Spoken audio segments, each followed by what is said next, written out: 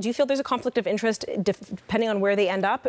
Is that a concern to you if, say, somebody has all the specialized knowledge and they've been trained so well through the Canadian Forces, and then they, say, go into a specific, say, as a lobbying consultant or as a politician or something like that? I don't think that it's a universal, statement that there is a conflict. I think there can be conflicts. There have been conflicts, and there are very clear rules, especially for the very senior folks like myself when we retire, as to what we can and can't do for certain periods of time after we retire. And I think they're entirely appropriate, legitimate, and for the most part, they're well understood and they're respected. I mean, occasionally people will try to, bend it or break it, or will find themselves on the wrong side of those rules. But I think there's an enormous amount of skill and experience that's developed over a career of, in my case, nearly 40 years. And that can be used in a variety of different ways. There are some very narrow areas where, there is potential for there to be, I think, legitimate concern, but it's very well managed, and people are, I think, for the most part, people are respectful on both sides of it. Okay, and we've spoken at length about warfare, and obviously there's a human component of that. You're in charge of people. What lessons have you learned about leadership, and what are your takeaways in the couple minutes we have left of the program? Wow.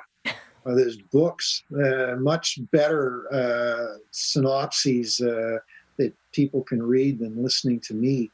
Look, I think a few perhaps nuggets, if I can.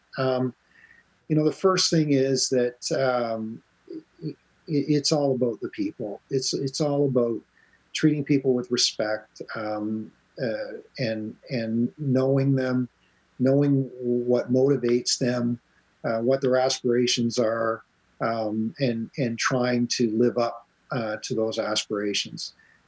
It's also about setting conditions for the success of those people. This goes to the whole notion of a team, and recognizing that no matter what position you have on the team, it's still a team.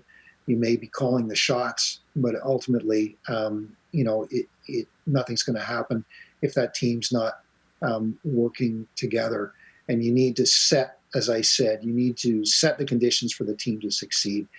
And I think, it's listening becomes a very important component of leadership as you move up through the organization. Nobody is any smarter necessarily because they're higher up in the food chain. They just have more experience and have been given different opportunities and been promoted. And some of the smartest people in any organization are the ones in the middle and the bottom of it, and you need to figure out how to harness that talent.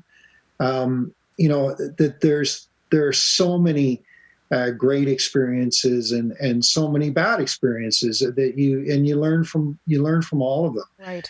And you need to be true to yourself. You need to be true to your people. And leadership is not a transactional activity. It is a very significant aspect of personal interaction. And the best lesson I was ever given was to avoid what was referred to as cheap leadership.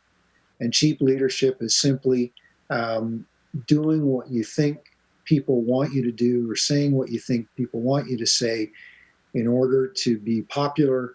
And that is very fleeting, and it is very dangerous. And I think that applies to all facets of our lives.